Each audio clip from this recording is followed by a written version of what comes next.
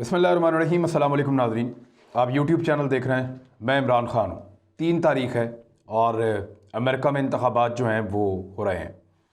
हमारा ज़रा वक्त पहले चलता है। अमेरिका में जब सुबह होगी तो वहाँ पे इंतखाब होगा और पहले तो उनका इलेक्टोरल कॉलेज एक होता है वो बनेगा और फिर दिसंबर में जिसका इलेक्टोरल कॉलेज बड़ा होगा, जिसके पास ज़्यादा वोट इकट्ठे हो जाएंगे, वो सदर बन जाएगा अमेरिका का। अमेरिका के सदर डोनाल्ड ट्रंप बने या जो बाइडन बने, इसका फ़ैसला आज के दिन होने वाली वोटिंग के हवाले से होगा। 50 रियासतें हैं जी अमेरिका में और बहुत बड़े पैमाने पे इस मरतबा मेल वोटिंग हुई है, बाकी वोटिंग होने जा रही है। लेकिन अमेरिका के ये इंतखाबात माजी के इंतखाबात से मुख्तलिफ हैं। वो कैसे? अमेरिका में खाना जंगी का ख़तरा है और ये ख़तरा बढ़ता चला जा रहा है। इस हवाले से बहुत सारी रिपोर्टें शाया हुई हैं। उनमें से कुछ रिपोर्टों का मैं आपको हवाला दूंगा और वाशिंगटन पोस्ट ने एक बड़ा डिटेल आर्टिकल भी इसके ऊपर लिखा है और उसमें भी बहुत सारी रिपोर्टों का हवाला दिया गया है। FBI ने, अमेरिका की बहुत सारी इंटेलिजेंस कंपनीज़ ने, एजेंसीज़ ने और उनके साथ साथ जितने भी उनके थिंक टैंक्स हैं, उन्होंने ख़बरदार किया है कि अमेरिका की बहुत सारी रियासतों के अंदर खाना जंगी हो सकती है और ये ख़तरा बढ़ता चला जा रहा है।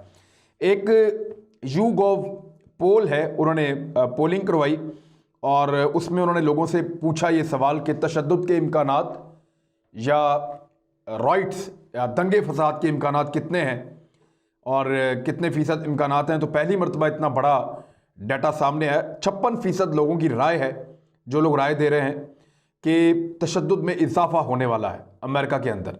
और ये तशद्दुद में इजाफा अब नहीं हो रहा, ये 2018, 19, 20 ये लगातार इजाफा होता चला जा रहा है। डोनाल्ड ट्रंप के दौर के अंदर अमेरिका में तशद्दुद की एक लहर आई और जॉर्ज फ्लॉयड के कत्ल के बाद तो ख़ास तौर पे बहुत बुरे हालात पैदा हुए। जो एफ्रो अमेरिकन हैं, यानी जो अमरीकी स्याह फाम हैं, उनकी तरफ से बड़े एहतजाज किए गए।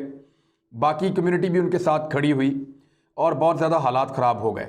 फिर कोरोना वायरस की वजह से एक तशद्दुद की लहर आई अमेरिका में और उसमें भी हालात बहुत ज़्यादा ख़राब हो गए।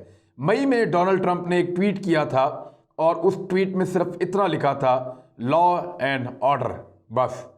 तो आप समझ जाएं कि कितना मुश्किल था डोनाल्ड ट्रंप के लिए भी सूरत हाल को कंट्रोल करना।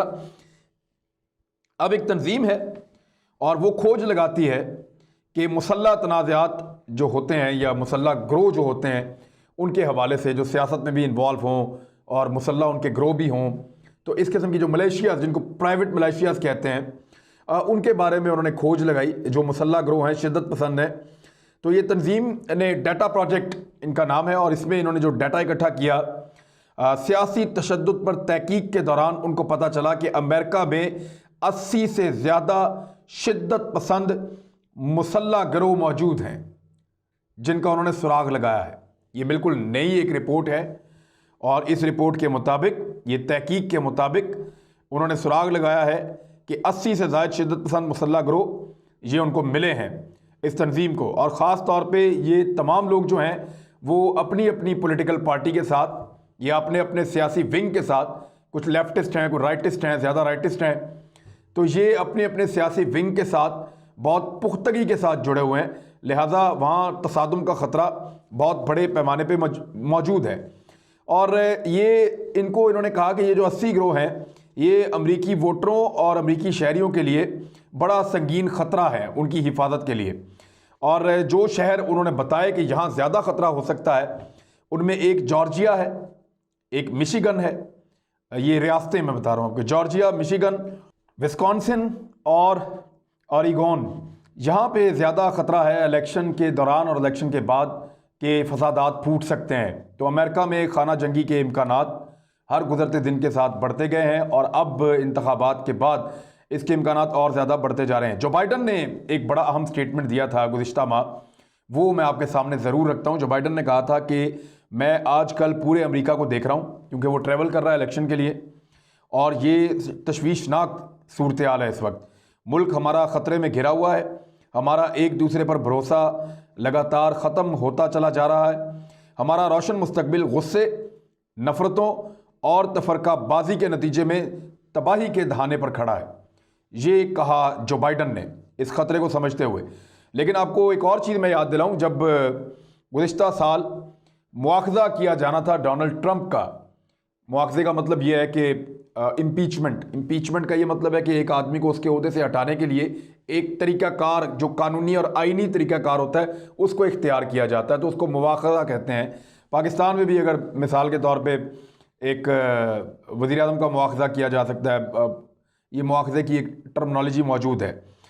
तो जो एक मुआखज़ा ट्रंप का ये मामला उठा तो डोनाल्ड ट्रंप ने एक मिनिस्टर को कोट करते हुए ट्वीट किया था और उस ट्वीट में ये कहा था कि removing him from office would cause a civil war like fracture in this nation from which our country will never heal. उन्होंने कहा कि अगर इसको ऑफिस से निकाला गया तो एक सिविल वॉर फूट पड़ेगी, एक खाना जंगी हो जाएगी अमेरिका में और एक फ्रैक्चर हो जाएगा, ऐसे टूट फूट का शिकार हो जाएगा हमारा मुल्क और ये कौम उससे दोबारा कभी नहीं निकल पाएगी।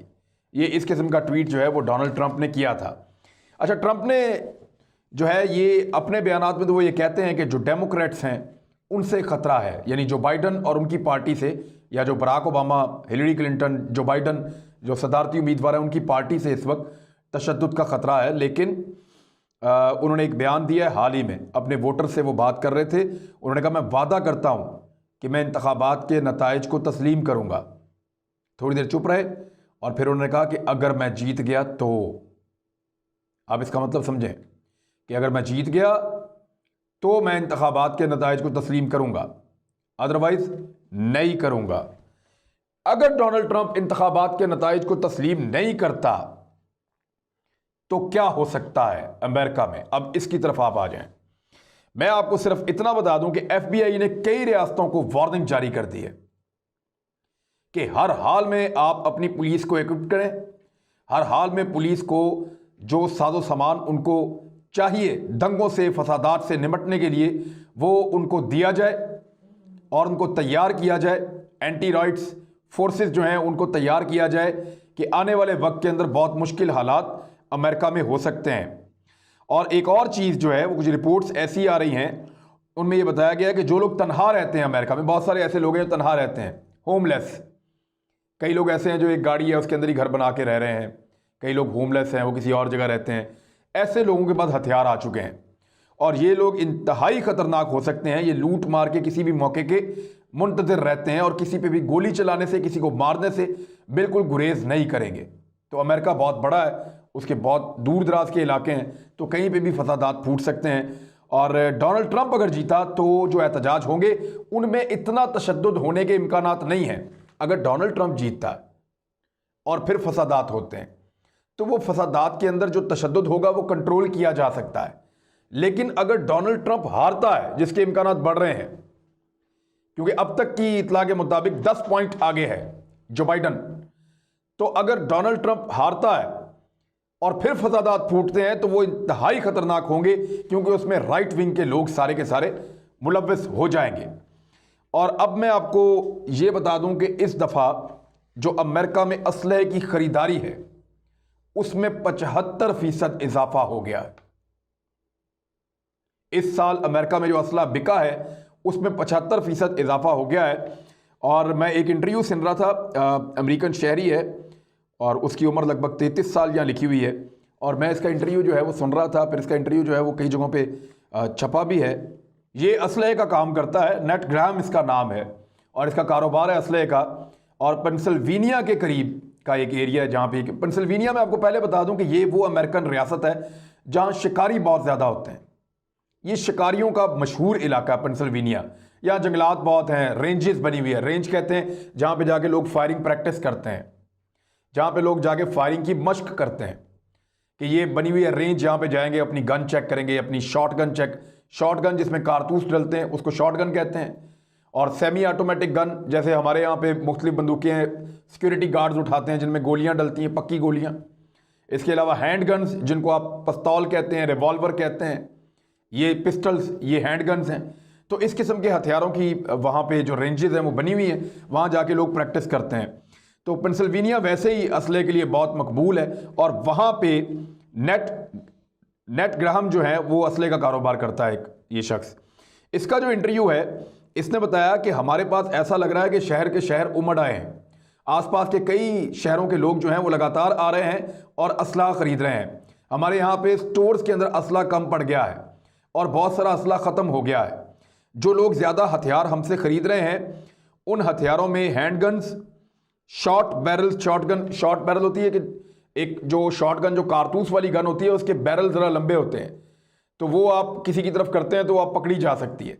तो शॉर्ट बैरल्स यानी जिसकी आगे वाली नाली जो है वो छोटी बनी हुई हो, जो आराम से आप काबू कर सकते हो, कंट्रोल कर सकते हो, आपसे कोई छीन ना सके, वो शॉर्ट बैरल वाली जो शॉर्ट गन्स हैं उनकी बहुत ज़्यादा डिमांड बढ़ गई है। इसको कपड़ों में छुपाया भी जा सकता है, ये नज़र भी नहीं आती, आप ले जा सकते हैं। सेमी ऑटोमेटिक हथियार, और साथ जो सबसे ज़्यादा डिमांड बढ़ी है वो $560 महंगा, ये बहुत महंगा हथियार है, ग्लॉक 19, ये बड़ा महंगा पिस्तौल है, इसकी डिमांड जो है वो सबसे ज़्यादा बढ़ गई है। वो ये बता रहा है कि इस वक्त ऐसा लगता है कि 30 मिलियन लोग गन्स लेना चाहते हैं।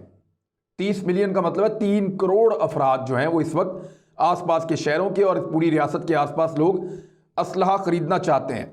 हम अपने सप्लायर्स को राब्ता कर रहे हैं बार बार, लेकिन हमें मजीद हथियार नहीं मिल रहे और स्टॉक ख़त्म होता चला जा रहा है। ऐसा माजी में कभी नहीं हुआ। यहाँ जो इजाफा हुआ हथियारों की खरीदारी में वो दुगने से ज़्यादा है, और कई इलाकों में यानी पूरे अमेरिका में अगर आप देखें तो 75% असला की खरीदारी लोग ज़्यादा कर चुके हैं पहले की निस्बत, और 18 मिलियन हथियार सिर्फ इस साल में ख़रीदे गए हैं। 18 मिलियन का मतलब है 1,80,00,000 हथियार, ख़तरनाक हथियार अमेरिकन ने सिर्फ इस साल खरीदे हैं, और इससे पहले बेशुमार हथियार उन्होंने पहले भी खरीदे हुए हैं। उसकी 2-3 वजूहात हैं जो मैंने रिसर्च की है, उसमें पता चली है। नंबर 1, अमेरिकन हर इलेक्शन से पहले हथियार खरीदने की थोड़ी कोशिश करते हैं। उसकी एक वजह यह होती है उनको खतरा होता है कि दंगा फसाद ना हो जाए। नंबर 2, उनको यह खतरा होता है कि उनके कानून के अंदर, अमेरिका के आईन के अंदर यह मौजूद है कि आप हथियार खरीद सकते हैं, आपको हथियार रखना चाहिए। ये जैसे पाकिस्तान में लाइसेंस का एक मसला है कि जाओ जाके लाइसेंस बनवाओ, इधर परमिशन उधर परमिशन, बड़ी मुश्किल से बनता है, मिन्नतें करनी पड़ती हैं, सिफारिशें लोग करवाते हैं, रिश्वत लोग देते हैं, फिर जाके लाइसेंस बनता है। अमेरिका में ऐसा नहीं है, कोई भी शख्स अमेरिका में जब चाहे जाके हथियार खरीद सकता है। तो उनको लगता है कि ये जो उनका हक है अगली हुकूमत आके ख़त्म ना कर दे, इसलिए उससे पहले पहले हम हथियार खरीद लेते हैं। तो कुछ तो ये वजह होती है, लेकिन इससे बहुत कम फर्क पड़ता है। एक वजह यह बनी कि जब कोरोना वायरस आया अमेरिका में तो असले का जो है वो ख़रीदारी बहुत ज़्यादा बढ़ गई। उसकी वजह यह थी कि जिन लोगों के पास रुपया पैसा था या वसाइल थे उन्होंने फ़ौरन असला ख़रीदना शुरू किया।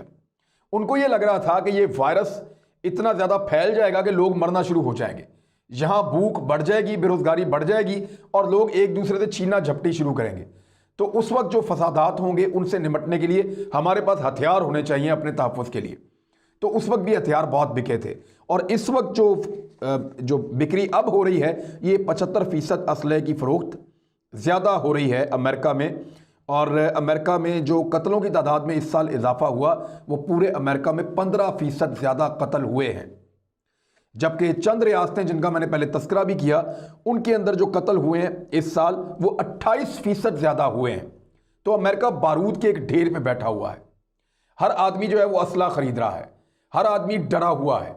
ऐसी सोसाइटी के अंदर अगर दंगा और फसाद हो तो बचाव बहुत मुश्किल हो जाता है, फोर्सेस के लिए बहुत मुश्किल हो जाता है कि लोगों को कैसे मैनेज करें, कैसे रोकें। मुल्क बहुत बड़ा है, हथियार बेशुमार है लोगों के पास। इस वक्त दुनिया में सबसे ज़्यादा हथियार अमरीकी शहरियों के पास हैं, बहुत ज़्यादा, और उन हथियारों से, वो ख़तरनाक हथियार है, और उन हथियारों से इतना बड़ा दंगा हो सकता है कि अमेरिका उसका तसव्वुर भी नहीं कर सकता।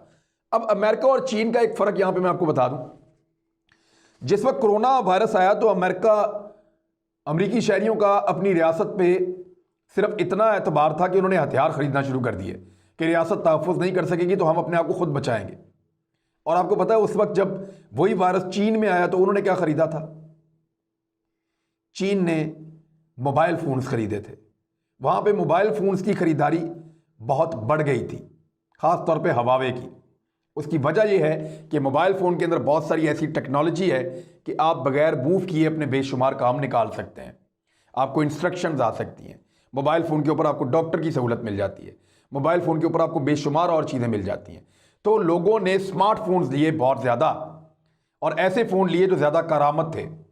तो हवावे की फ़रोख्त बहुत ज़्यादा बड़ी थी चाइना के अंदर कोरोना वायरस के दौरान। तो चाइना में लोगों ने हथियार नहीं खरीदे, उनका अपनी रियासत पे यकीन है, उनको पता है कि रियासत उनको प्रोटेक्ट करे। ये बहुत बड़ा फर्क है, इसको समझिए आप। अमेरिका से लगभग आप समझ लें 4 गुना आबादी है चीन की। अमेरिका से 4 गुना ज्यादा आबादी वाला मुल्क जो है वो अपनी पूरी आबादी को प्रोटेक्ट करेगा, ये उसके लोगों का यकीन है। हमें हथियार नहीं, हमें मोबाइल चाहिए। ये हुआ चाइना में। और अमेरिका में जैसे ही कोविड-19 आया, लोगों ने हथियार खरीदना शुरू कर दिए। अब इलेक्शन है, लोग हथियार खरीद रहे हैं। और अगर अब अमेरिका के अंदर दंगे और फसाद होते हैं तो याद रखिएगा, इनको रोकना बहुत मुश्किल हो जाएगा। डोनाल्ड ट्रंप का हारना या जीतना, इस पे इन्हिसार है। वैसे डोनाल्ड ट्रंप के जीतने के इम्कान कम है, और पाकिस्तानी होने के नाते से और पाकिस्तानियों के नुक्ता नज़र से अगर आप सोचें तो जो बाइडन जीते या ट्रंप जीते, बात एक ही है। वैसे आसिफ अली जरदारी साहब ने और नवाज शरीफ साहब वगैरह ने जो बाइडन से बहुत उम्मीदें लगा रखी हैं, क्योंकि इनके राब्ते उससे रहे हैं। जरदारी साहब ने उनको एक अवार्ड भी दिया था जो बाइडन को, और नवाज शरीफ साहब से उनकी बातचीत भी होती रही है, और डेमोक्रेट्स के ये ज़्यादा करीब भी हैं जिनकी उनकी पार्टी है, तो वो ट्रंप के हारने की दुआएं कर रहे हैं। लेकिन मेरे ख्याल में इनकी असेसमेंट गलत है। अमेरिका या अमेरिकन रियासत या उनके हुक्मरान वो मुल्क को देखते हैं, शख्सियात को शायद उस तरह नहीं देखते। हमारे यहाँ पे ज़रा शख्सियात का असर गहरा होता है। अभी तो इस वक्त अमेरिका के इंटरनल अंदरूनी मामलात इतने गड़बड़ हैं कि जो भी सदर आएगा वो पाकिस्तान, इंडिया, चाइना, इन चीज़ों पे सोचने की बजाय ज़्यादा फोकस करेगा अमेरिका के अंदरूनी हालात पे, और उनसे निपटना ही उनको ये सालों लंबा काम है अभी इस वक्त।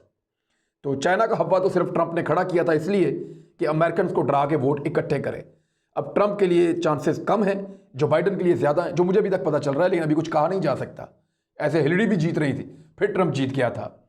तो देखते हैं इलेक्शन कौन जीतता है। लेकिन ये इलेक्शन अमेरिका में खाना जंगी के लिहाज से इंतहाई तशवीशनाक है, और अमेरिका के अंदर जो पाकिस्तानी हैं, हमारी नेक तमन्नाएं उनके साथ हैं और तमाम इंसानों के साथ हैं। दंगे फसाद नहीं होने चाहिए, अमन रहना चाहिए दुनिया में, लेकिन अमेरिका ने पूरी दुनिया में बदअमनी फैलाई, ये भी एक हकीकत है। अपना ख्याल रखिएगा, हमारे चैनल का भी। अल्लाह हाफिज़।